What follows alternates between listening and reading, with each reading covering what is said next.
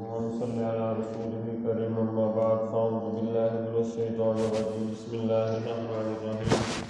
اللهم صل على سيدنا مولانا محمد وعلى آل سيدنا مولانا محمد كما صليت على إبراهيم وعلى آل إبراهيم إنك حميد مجيد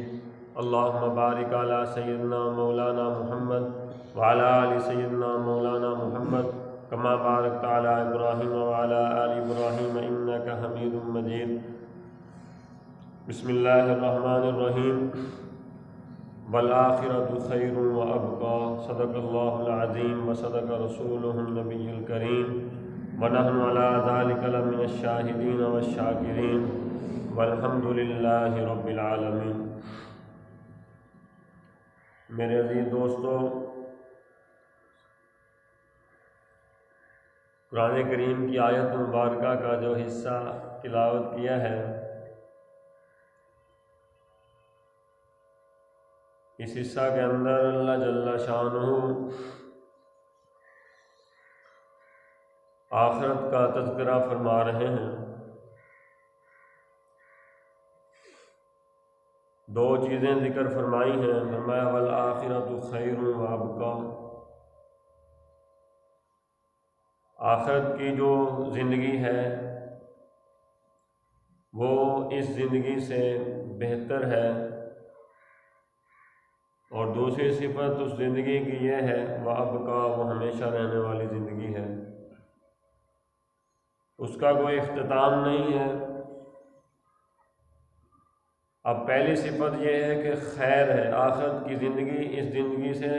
زیادہ اچھی ہے، خیر والی ہے۔ خیر والی کس طرح ہے اور اس خیر کا ہمیں احساس کس وقت ہوگا؟ کون سے اعمال ہیں جن کو ہم اختیار کریں تو ہم اس خیر کو پا سکیں گے، اور کون سے اعمال ہیں جن سے ہم اپنے آپ کو روکیں تو ہم اس خیر کو حاصل کر سکیں گے؟ کیونکہ آخرت کی طرف جو بھی اس دنیا میں انسان آیا ہے اس کو لوٹ کر جانا ہے، چاہے وہ ایک غریب انسان ہو، چاہے وہ ایک مالدار انسان ہو، جو بھی دنیا میں آیا ہے اس کو ایک نہ ایک دن لوٹ کر جانا ہے۔ جس طرح کہ بنی اسرائیل کا ایک واقعہ مشہور ہے کہ ایک آدمی تھا، اس کو کسی طرح مہارت حاصل تھی، اس کو ایک دن یا اس نے دعا کروائی سلیمان علیہ السلام سے تقریباً، یا کوئی اور نبی تھے ان سے دعا کروائی کہ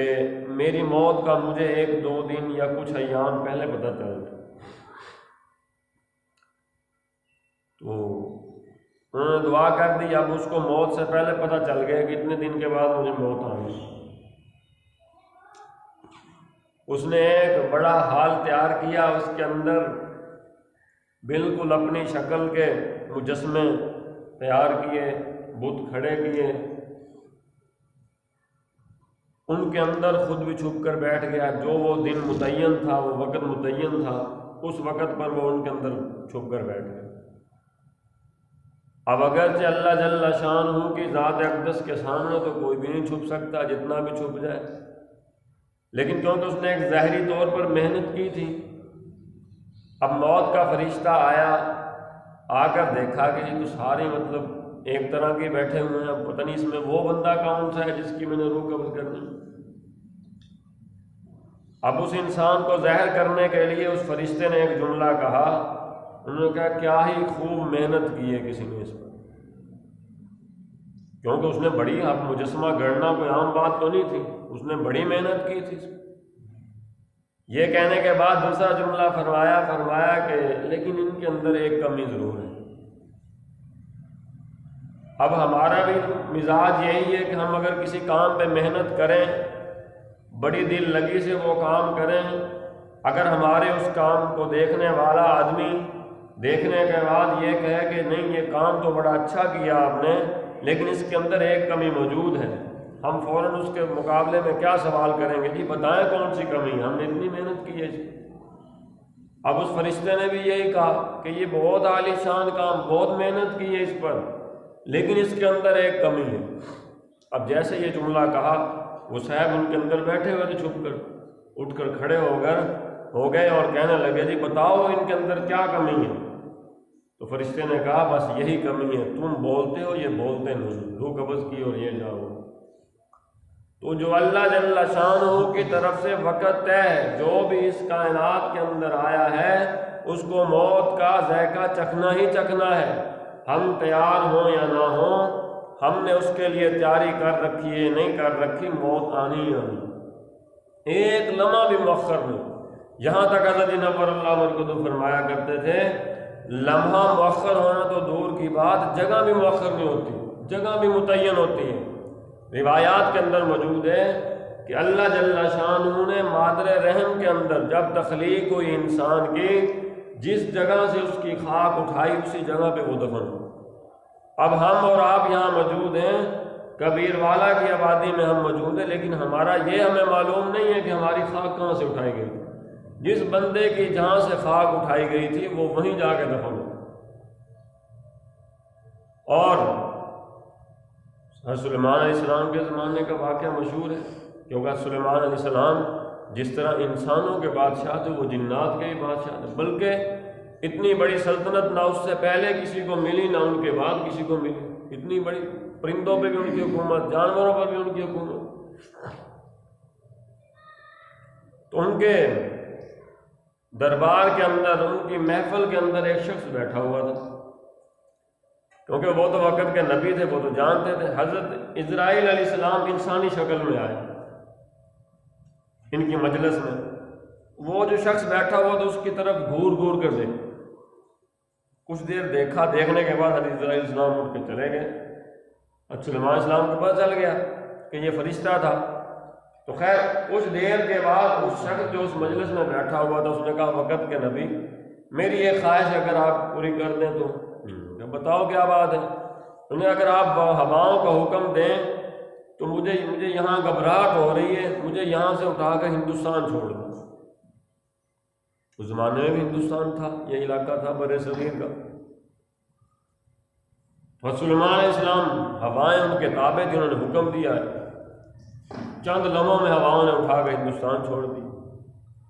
اب جیسے وہ ہندوستان پہنچا، حضرت اسرائیل علیہ السلام پہلے سے موجود تھے، روح قبض کر لی۔ تو دوبارہ جب حضرت اسرائیل علیہ السلام سے سلیمان علیہ السلام کی ملاقات ہوئی، پوچھا کہ بھئی میری مجلس میں بیٹھے ہوئے ایک آدمی کو آپ گھور گھور کر کیوں دیکھ رہے تھے، اس کی کیا وجہ تھی؟ تو حضرت اسرائیل علیہ السلام نے فرمایا کہ اللہ جل شانہ نے مجھے اس کی روح قبض کرنے کا حکم دیا، اور مجھے روح قبض کرنے کا حکم دیا ہندوستان کے علاقے کے اندر، اور یہ بیٹھا ہوا تھا آپ کی مجلس کے اندر۔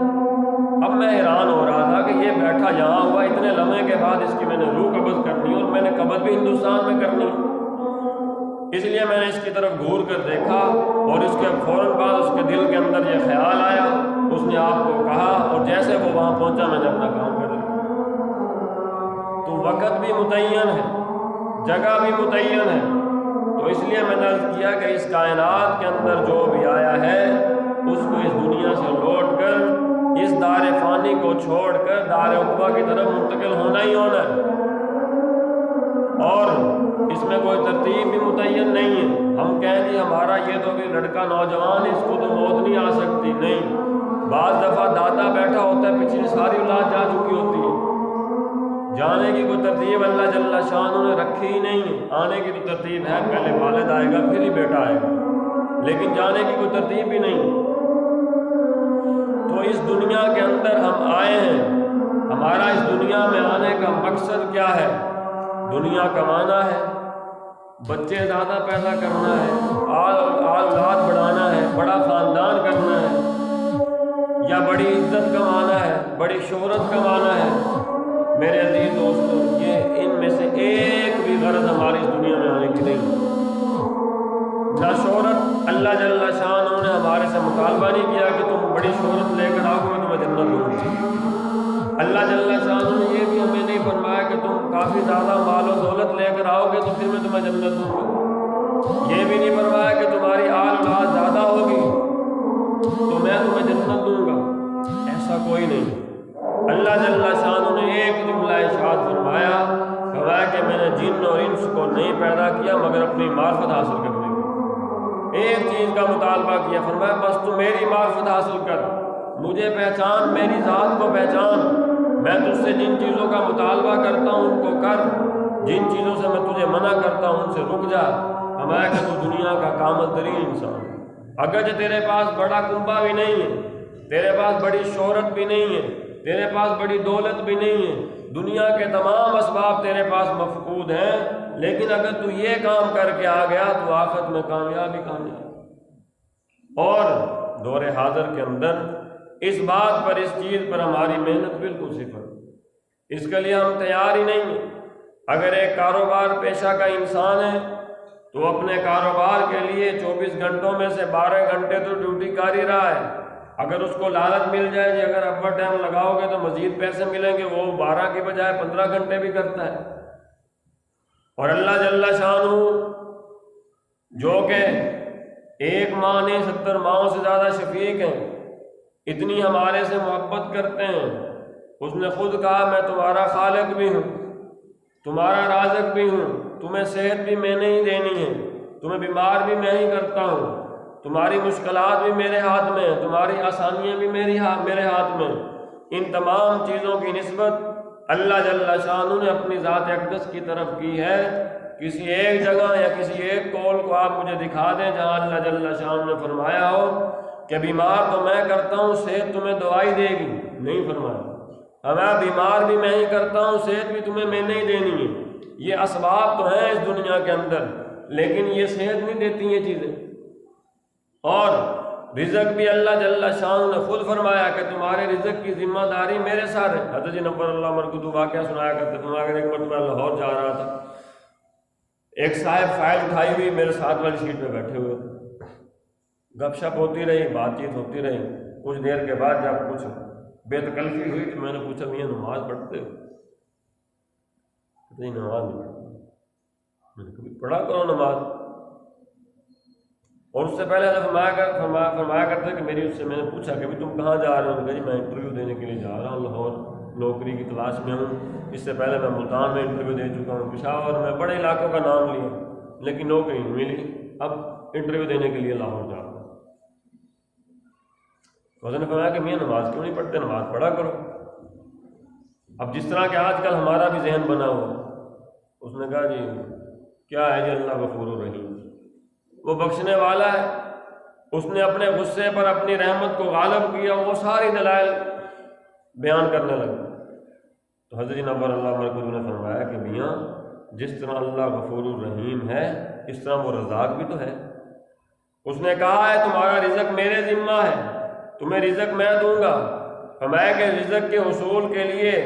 ایک ٹکے کی نوکری حاصل کرنے کے لیے تو اپنی یہ فائل اٹھا کر در در کے دھکے کھا رہا ہے، اس کے لیے تو گھر بیٹھتا نہیں ہے کہ رزق کا اللہ نے ذمہ لیا، وہ مجھے گھر بیٹھے بیٹھے رزق دے دے گا۔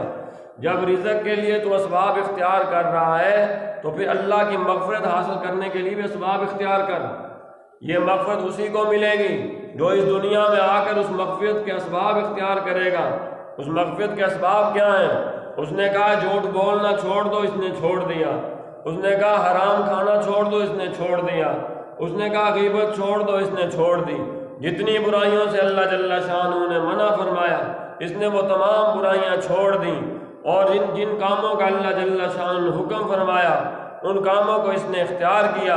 اگرچہ دنیا کے اندر وہ مال و دولت کماتا رہا، اپنی دنیا میں مشغول رہا، لیکن میرے عزیز دوستو یہ انسان اس دنیا میں بھی کامیاب ہے، آخرت کے جہان میں بھی کامیاب ہے۔ لیکن آج دور حاضر کے اندر میں نے پہلے مثال عرض کی کہ اگر ہماری ڈیوٹی 12 گھنٹے کی ہمیں پتہ چل جائے کہ ہم 2 گھنٹے زیادہ ڈیوٹی کریں گے ہمیں اضافی پیسے ملیں گے، تو ہم 2 گھنٹے زیادہ ڈیوٹی کر کے اضافی پیسے کمانے کی فکر کرتے ہیں، اور اللہ جل شانہ کی ذات اقدس کے لیے، اس کا تعلق حاصل کرنے کے لیے، اس کی معرفت کو حاصل کرنے کے لیے، اس کو راضی کرنے کے لیے ہمارے 24 گھنٹوں میں سے ہمارے پاس 1 گھنٹہ بھی نہیں۔ اگر ہمارے پاس صرف 1 گھنٹہ بھی ہوتا تو میرے عزیز دوستو اگر ہم 24 گھنٹوں میں سے 1 گھنٹہ یکسو ہو کر اللہ جل شانہ کو یاد کریں، اس کی یاد میں گزاریں، تو میرا تو 100% تجربہ یہ ہے کہ اس کی برکت سے ہمارے 23 گھنٹے بھی عبادت میں گزریں گے، کیونکہ اللہ جل شانہ کا یہ اصول ضابطہ اس طرح ہی ہے، کچھ جس طرح کے روایات کے اندر موجود ہے۔ اب ہم جو نماز پڑھتے ہیں ہم اپنی نماز خود چیک کر لیں، اکثر تو پڑھتے نہیں، جو پڑھتے ہیں اپنی نماز دیکھ لیں ہم کون کون سے خیالات سوچتے ہیں۔ لیکن فرمایا جماعت کے ساتھ نماز ادا کرو گے 23 نمازوں کا ثواب دوں گا۔ وہ ایک بندہ میرے طرح کا ہے، وہ نماز کے اندر اپنے کاروبار کا حساب کرتا رہا ہے، جماعت کے اندر آیا، امام صاحب نے نیت باندھی، اس نے باندھ لی پیچھے، اس کے بعد یہ اپنے کاروبار کے حساب کتاب کر رہا تھا۔ اب سوال ہوتا ہے کہ اس کو 23 نماز کا ثواب کہے گا، اس کو کیوں دیا جا رہا ہے 23 نمازوں کا ثواب؟ میرے عزیز دوستو، حضرت جی نبر اللہ مردود اس کی وجہ بیان فرمایا کرتے تھے، فرمایا کرتے جماعت، جب ایک جماعت اکٹھی ہو کے اللہ جل شانہ کے سامنے کھڑی ہوتی ہے، اگرچہ ہر ایک کو خیالات آ رہے ہوتے ہیں، کسی کو اخلاص حاصل ہوتا ہے سجدہ کے اندر، کسی کو اخلاص حاصل ہوتا ہے قیام کے اندر، کسی کو اخلاص حاصل ہوتا ہے رکوع کے اندر، کسی کو اتحیات کے اندر، ہمارے ان سب کے اخلاص کو ملا کر ایک مخلص انسان کی نماز بن جاتی ہے۔ اب اللہ جل شانہ کا اصول یہ ہے کہ ایک مخلص انسان کی نماز پر 23 نمازوں کے برابر اجر عطا فرماتے ہیں۔ فرمایا کہ وہ ملنا تو ان میں سے کسی ایک کو ہوتا ہے، لیکن اس ایک کی برکت سے اللہ جل شانہ تمام کو 23 نمازوں کے ثواب عطا فرماتے ہیں۔ یہ ہماری اجتماعی عبادات کا فائدہ۔ اس طرح اگر آپ حج کا موقع دیکھ لیں، حج میں بھی اسی طرح ہے۔ ایک مرتبہ حضرت نبر اللہ مردود تشریف فرما تھے، میں نے پوچھا کہ حضرت یہ جو لوگ اتنے حج کے لیے جاتے ہیں، وہاں اکثر تو جاٹ قسم کے آدمی ہوتے ہیں جن کو علم ہی نہیں ہوتا کہ حج کے مسائل کیا ہیں، اکثروں پر دم بھی واجب ہو رہے ہوتے ہیں،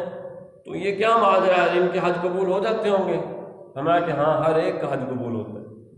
میں نے کہا اس کی وجہ کیا ہے؟ ہمارا کہ اس کی حقیقت یہ ہے کہ جو بھی یہاں سے حج کے لیے جاتے ہیں ان تمام کا حج قبول تو نہیں ہوتا، یہ اپنا حج فاسد کر بیٹھے ہوتے ہیں، حج کے اندر ایسے غلط اعمال کر بیٹھے ہوتے ہیں جو ممنوع ہوتے ہیں، لیکن اس مجمع کے اندر چند ایک شخصیات ایسی ہوتی ہیں جن کا حج کامل ہوتا ہے،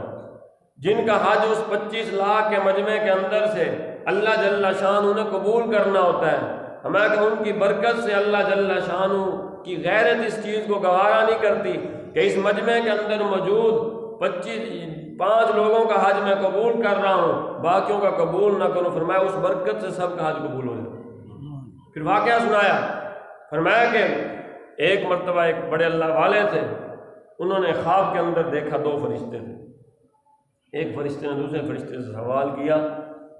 کہ بتاؤ اس دفعہ جو حج کے لیے مجمع آیا تھا ان میں سے کتنے لوگوں کا حج قبول ہوا؟ دوسرے فرشتے نے کہا کہ 6 لوگوں کا حج قبول ہوا ہے، ان میں سے 5 لوگ یہاں آئے ہیں، چھٹا آیا بھی نہیں۔ تو فرمایا کہ دوسرے فرشتے نے پوچھا کہ چھٹا جو آیا نہیں ہے وہ کون سا ہے؟ پھر اس نے دوسرے فرشتے نے اس کو مطلب ان کا مکالمہ اس نے بتایا کہ ایک شخص تھا فلاں علاقے سے، وہ حج کے لیے اس زمانے میں پیدل سفر ہوا کرتے تھے، زاد راہ اکٹھا کرنا پڑتا تھا، سالوں سال مزدوریاں کر کے لوگ اپنا سامان کھانے کا باقی چیزیں اکٹھی کیا کرتے تھے۔ ہمیں زاد راہ اکٹھا کیا، باقی جو اس نے پیسے وغیرہ نقدی وہ بھی رکھے ساتھ، اپنے علاقہ سے نکلا، حج والے قافلے کے ساتھ نکلا، شہر سے باہر آیا تو ایک بیوہ خاتون جو کہ سید زادی تھی، اس نے ندا آواز لگائی کہ میں سید زادی ہوں اور میرے چھوٹے چھوٹے بچے ہیں، میرے پاس کھانے پینے کے لیے کچھ نہیں، جیسے آج کل بھی لوگ فقیر مانگتے ہیں۔ تو اس شخص نے اس کی صدا سنی اور سننے کے بعد دل پر ایسا اثر ہوا، کہنے لگا کہ میں تو حج دوبارہ بھی کر لوں گا، اس اللہ کی بندی کی ضرورت پہلے پوری کی جائے۔ اس نے اپنا تمام حج کا جو ساز و سامان، راشن، دانہ پانی سارا اکٹھا کیا ہوا تھا، پیسے تھے، وہ سارے اس عورت کو دیے اور دے کر واپس قافلے سے واپس اپنے گھر چلا گیا۔ اب حج کے لیے قافلہ روانہ ہو گیا اور جب وہ حج کر کے قافلہ واپس لوٹا، پہلے زمانے میں بڑا ادب و احترام ہوا کرتا تھا، لوگ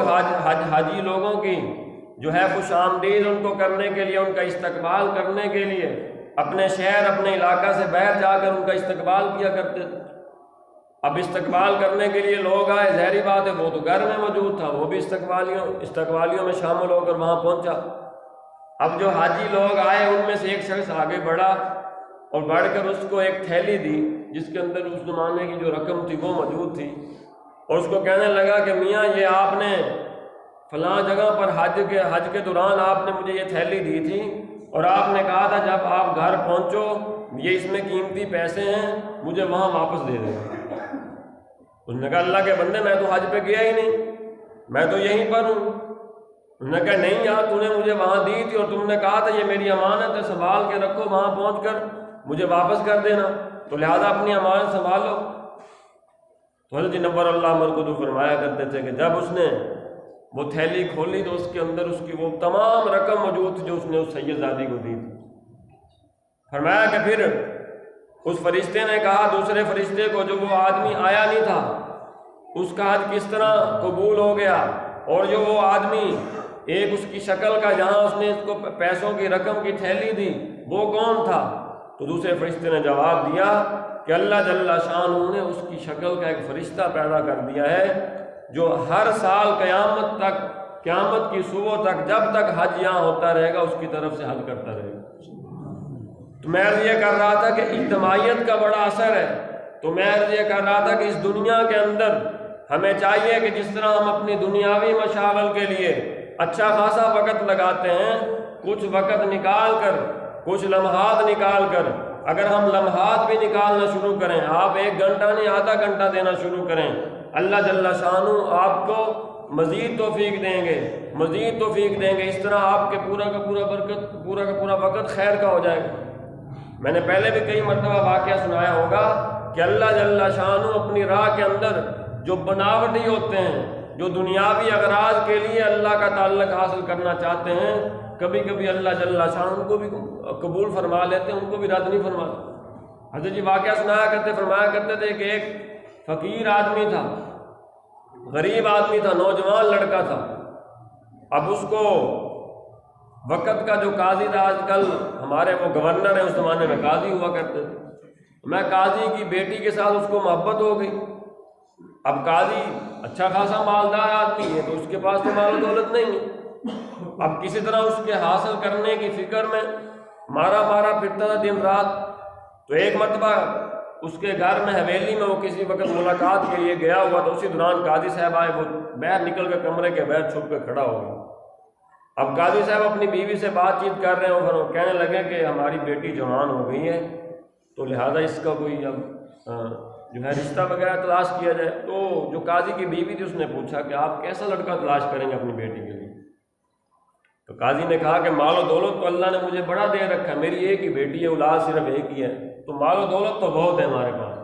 میں کوئی نیک لڑکا تلاش کروں گا جو نیک عبادت گزار ہو۔ اب وہ باہر کھڑا سن رہا تھا،